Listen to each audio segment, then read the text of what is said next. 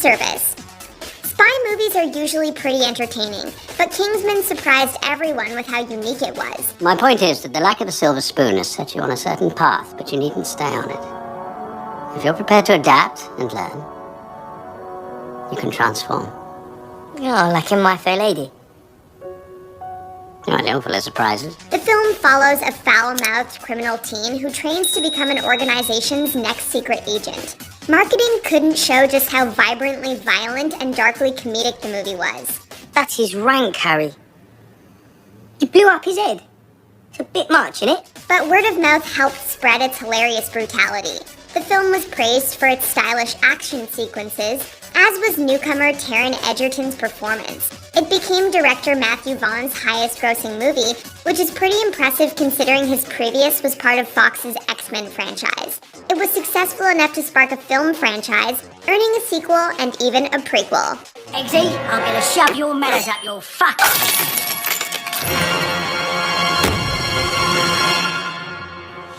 So, are we gonna stand around here all day? Or are we gonna fight? Number 19, Slumdog Millionaire.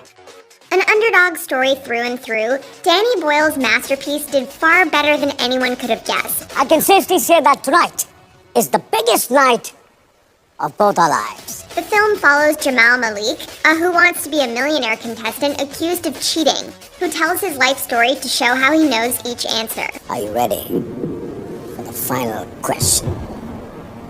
For 20 million rupees. No? But maybe it's written, no? It's a feel-good rags-to-riches story that earned $378 million worldwide on a budget of only $15 million. It also won 8 Oscars, including Best Picture.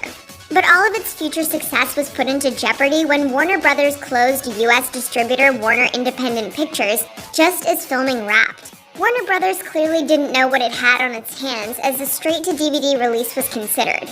Luckily, Fox Searchlight came on to co-distribute, and the rest is history. This is our destiny.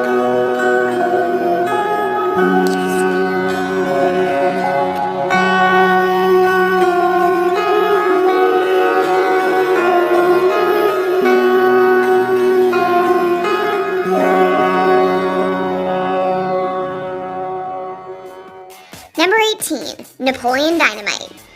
There are plenty of indie movies that became box office giants, though not many are as big of a cultural phenomenon as Napoleon Dynamite was. The comedy follows an exceptionally odd teen who attempts to help his friend win the school class presidency. Do you think people will vote for me? Heck yes, I'd vote for you. Like, what are my skills? Well, you have a sweet bike, and you're really good at hooking up with chicks. Featuring an incredibly unique sense of humor, the film was made for a mere $400,000. Only $1,000 of it went to star John Heder. Pauline, give me some of your tots. No, go find your own.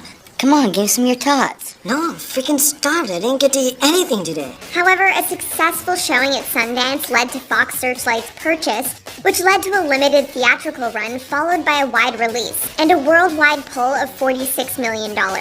Heder was able to renegotiate his contract to earn more, and you couldn't go to a department store without seeing Vote for Pedro t-shirts everywhere.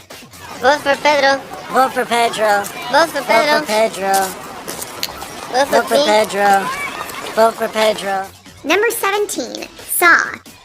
The Saw franchise is one of the most successful of all time, but it has a very humble origin. Hello, Amanda.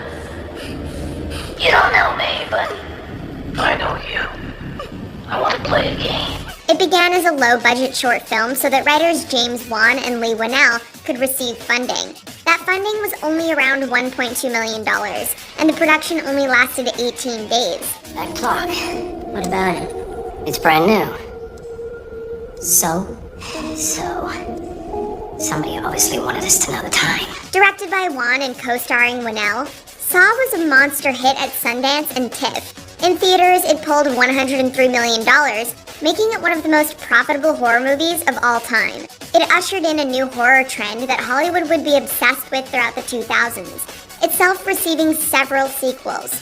More importantly, it jump-started Wan and Whannell's careers as modern horror icons. Number 16, Star Trek. Although J.J. Abrams had made a name for himself in TV, this 2009 reboot of the beloved sci-fi series was only his second feature directorial effort after Mission Impossible 3. Well, if you're half the man your father was, Jim, Starfleet could use you.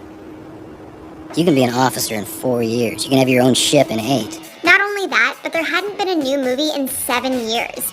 And with the franchise's reputation for odd-numbered entries being less than great, the 11th overall film had fate stacked against it. Your argument precludes the possibility of a no-win scenario. I don't believe in no-win scenarios. However, the back-to-basics plot, fantastic cast, and incredible effects made Star Trek a hit.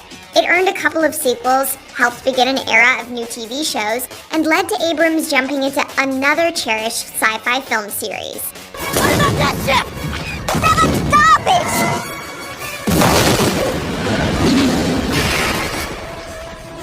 The garbage will do! Number 15, The Hangover. You'd have been forgiven for writing this one off as just another raunchy comedy from the director of Old School. And while it featured plenty of risque jokes, it was also much more clever than anyone could have guessed. It's not gambling when you know you're gonna win. Counting cards is a foolproof system. Following an especially wild bachelor party, 3 friends awaken to find the groom missing and must piece together the previous night. I don't think I've ever been this hungover. After the Hard Rock got blacked out, it was like emptiness. Okay, we have up until 10 p.m., so that gives us a 12-hour window where we could have lost them. It's hard not to get sucked in by the mystery, as every scene adds another piece to the absurd puzzle.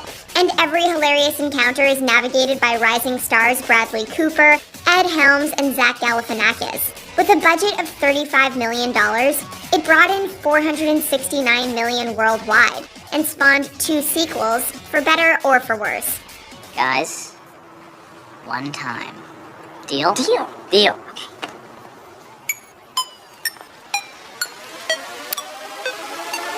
Oh, dear Lord! That's classic!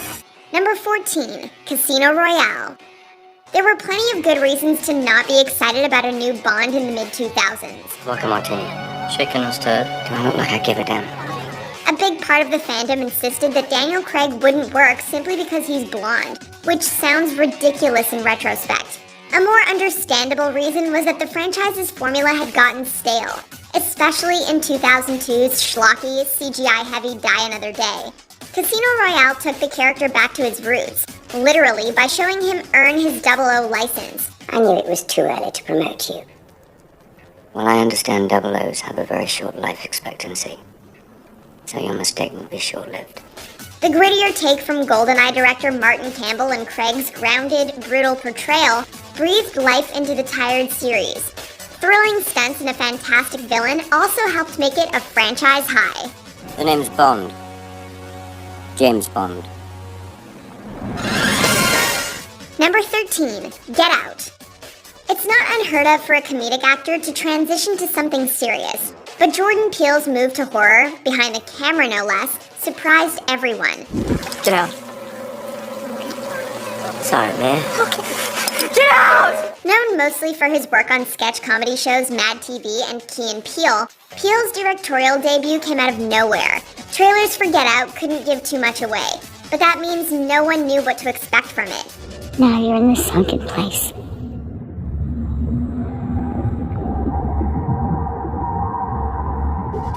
It ended up being an incredibly clever and chilling tale about institutional racism, as well as one of the most important horror films in recent memory.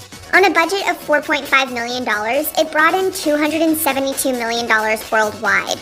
It also earned 4 Oscar nominations, with 1 win to Peele's screenplay, which is incredibly rare for the genre. Oh, no. No. No. No, no, no, no, no, no, no, no, no, no, no, no. I do something. That's not my experience. Not at all. Number 12, The Lego Movie. At first glance, or maybe even the second and third, the Lego Movie seemed like a cash grab feature meant only to sell more of the iconic bricks to kids. What do? I don't have my instructions.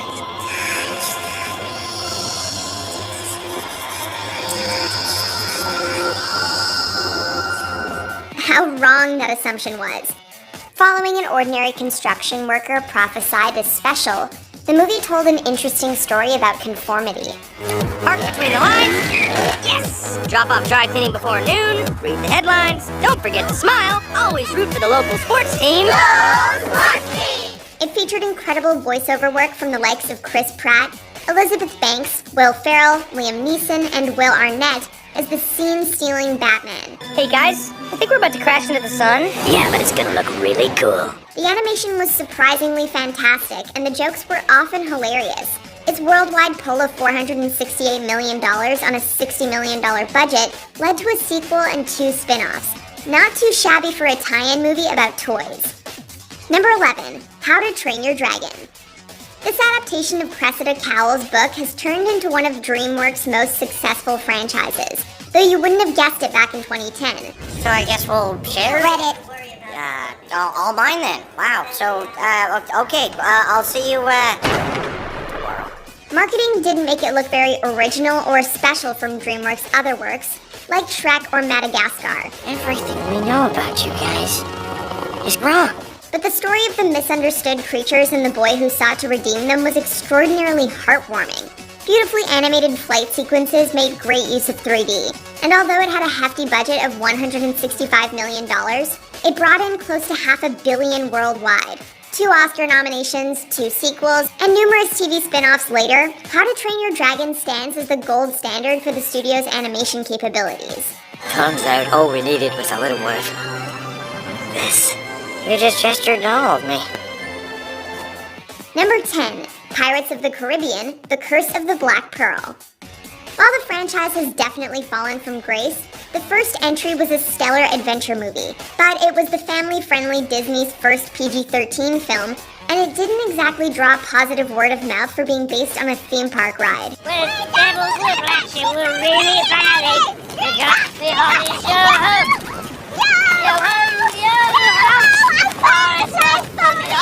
However, the PG-13 rating ended up being entirely necessary. The explosive action and spooky effects for the Black Pearl's cursed crew made it thrilling and captivating. It also earned Johnny Depp his first Oscar nomination and led to him, as well as pirates in general, finding massive mainstream success. That's got to be the best pirate I've ever seen. So it would seem. On a budget of $140 million, it brought in over $650 million worldwide. Now, bring me that horizon. 1997's overly cheesy Batman and Robin. You get the ice, I'll get the ice man. And many fans were probably fine leaving him on the page or in animation. Well, the guy dresses up like a bat clearly has issues. Nope. Number 8, Rise of the Planet of the Apes. Rebooting a beloved sci-fi film series is always hard. Hey, some things aren't meant to be changed. You need to accept that. But it's especially difficult to garner excitement when the previous reboot is as maligned as Tim Burton's 2001 film was. Add on the fact that this movie was swapping out practical effects for CGI, and it left some moviegoers scratching their heads. I swear, you know everything about the human brain except the way it works. However, said CGI effects were astonishing, earning several prestigious awards and an Oscar nomination. Andy Serkis's layered mocap performance as Caesar was heart-wrenching, carrying the fascinating origin of the hyper-intelligent apes.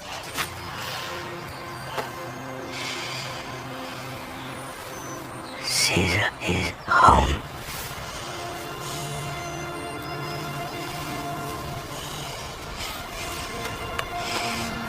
As a result, Rise became the highest-grossing film in the series at $481 million worldwide. That is, until the sequel was released in 2014. Number 7, 21 Jump Street. When Hollywood adapts a TV show into a feature film, it usually doesn't go well. Fortunately for you two, we're reviving a canceled undercover police program from the 80s and revamping it for modern times. You see, the guys in charge of this stuff lack creativity and are completely out of ideas. However, turning the Johnny Depp-led cop show into an action comedy with Jonah Hill and Channing Tatum was a genius idea. The film follows 2 younger-looking cops going undercover as high schoolers to stop the spread of a new drug. Infiltrate the dealers, find a supply. We get to be brothers? Infiltrate the dealers, find a supply. What if we find the supplier first? We don't have to worry about the dealer. God damn. Infiltrate the dealers, find a supplier. The comedic chemistry between Hill and Tatum resulted in one of the best buddy cop movies in some time. Not only did it pull in $201 million on a $42 million budget, but its sequel was even more successful. This could have easily been a serious slog of a movie given its source material, but it was a delightful and hilarious surprise. I think you're mistaken. You're literally wearing your badge.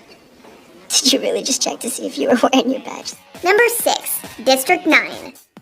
From a failed adaptation of the video game Halo rose this groundbreaking sci-fi film from producer Peter Jackson and director Neil Blomkamp. Although its original incarnation was a failure and the filmmakers were forced to recycle props and set pieces, the film soared past any expectations. Well, the truth is, nobody really knew what this place was. There's a lot of secrets in District 9. The film's grimy set design fits splendidly with the documentary aesthetic and story of xenophobia. That's not to mention its terrific visual effects, which earned it one of 4 Oscar nominations. Worldwide, District 9 earned 7 times its $30 million budget. Hello, come on. Hello, little guy. Give me you. Yes, a sweetie for you. Okay, there you go. Eat your sweetie. He's gonna eat this sweetie. Works like a charm every time. That's insanely impressive considering it mostly relied on viral marketing and stylistic humans-only ads. They must just go. I don't know where they go. They must just go here. If they were from another country, we might understand, but they're not even from this planet yet. Number 5, Spider-Man Into the Spider-Verse. It's no secret that Sony's handling of Spider-Man has let down fans on several occasions. You know, with great ability comes great accountability. That's not even how the saying goes, Now, I do Dad. like a cereal, I'll give you that. With low reviews for Venom released a few months prior, the fact that this was animated instead of live action, and that it was anything but a traditional Spider-Man story were all signals to not get our hopes up. When do I know I'm Spider-Man? You won't. That's all it is, Miles. A leap of faith. However, Spider-Verse blew all expectations out of the water. The revolutionary animation was unlike anything we'd ever seen, and made it feel like we were watching a comic book. Miles Morales' journey to discover that anyone can wear the mask was at times heartwarming and at others downright tragic. Miles, the hardest thing about this job is you can't always save everybody. Look, if it was my fault, you wouldn't understand. Miles, we're probably the only ones who do understand. It surprisingly beat Disney and Pixar for the Best Animated Feature Oscar. Number 4, Iron Man. Despite the MCU now being the biggest film franchise in existence, it began on the backs of an actor and character who weren't exactly popular. It is one thing to question the official story and another thing entirely to make wild accusations or insinuate that I'm a superhero. I never said you were a superhero. Didn't? Iron Man was far from a Marvel A-lister at the time, and Robert Downey Jr.'s career was only beginning to reform after drug arrests in the early 2000s. With Marvel movies dropping in quality in the mid-2000s with the likes of Fantastic Four and Spider-Man 3, the newly formed Marvel Studios needed to reassure moviegoers. Although picking the director of Elf was a strange choice, Jon Favreau proved himself a capable action filmmaker. Iron Man earned $585 million worldwide on a $140 million budget. Worst things have happened. I think we're going to be fine. Color me up, will you? More importantly, it ushered in a new and exciting era of superhero films. Mr. Stark, you become part of a bigger universe. You just don't know it yet. Who the hell are you? Nick Fury, director of S.H.I.E.L.D. I'm here to talk to you about the Avenger Initiative. Number 3, Rocky. The original Rocky was written in just over 3 days, filmed in 28 days, and only given a budget of around $960,000, because then newcomer Sylvester Stallone refused to sell the script unless he could star. Who am I kidding? I ain't even in the guys' league. So the bar for its monetary expectations was probably already low, but its underdog production and story acted as signs for its future performance. I can't see nothing. Gotta open my eye. Come here, Mick. I wanna do it. Come here. The film would go on to become a resounding success, earning a whopping $117 million at the box office and winning 3 out of 10 Oscar nominations. It turned Sylvester Stallone into a bona fide movie star. Here it's chaos. Rocky, you went the distance. You went the 15 rounds. How do you feel? And Thor, what are you thinking about when that buzzer's on that one? What do you think about when the... It also kickstarted a decades-long-lasting series that spawned another franchise. More movies in the series are now in development. Before we unveil our most unexpected number 1 pick, here are a few honorable mentions. The Shawshank Redemption, a non-horror Stephen King adaptation now considered one of the best movies ever. I guess it comes down to a simple choice, really. Get busy living, or get busy dying. Titanic, a historical romance with 11 Oscar wins. You learn to take life as it comes at you. Oh, you go count. To make each day count. Well said, Jack. Yeah. To making it count. To make it count. Mean Girls, a teen comedy that's much deeper than you think. Being at Old Orchard Mall kind of reminded me of being home in Africa. By the watering hole. And the animals are in heat. Edge of Tomorrow, a clever twist on time loops. The ship is going to explode! What are you doing? Find me when you wake up. Watch, come find me when you wake up. Deadpool proved that R-rated superhero movies could be box office juggernauts. I'm gonna do this the old-fashioned way, with 2 swords and maximum effort. Cue the music. Number 1. Star Wars Episode 4, A New Hope. It might be strange to think about now, but Star Wars did not have a strong start. George Lucas and 20th Century Fox were initially convinced it wouldn't perform well among other blockbusters that summer. I got a bad feeling about this. Apparently, many theater chains held the same belief, as the film only received a limited release in around 40 theaters. But swarms of crowds wanting to see the movie led to a much wider release, pulling in $503 million on an $11 million budget. Look, I ain't in this for your revolution, and I'm not in it for you, Princess. I expect to be well paid. I'm in it for the money. You needn't worry about your reward. If money is all that you love, then that's what you'll receive.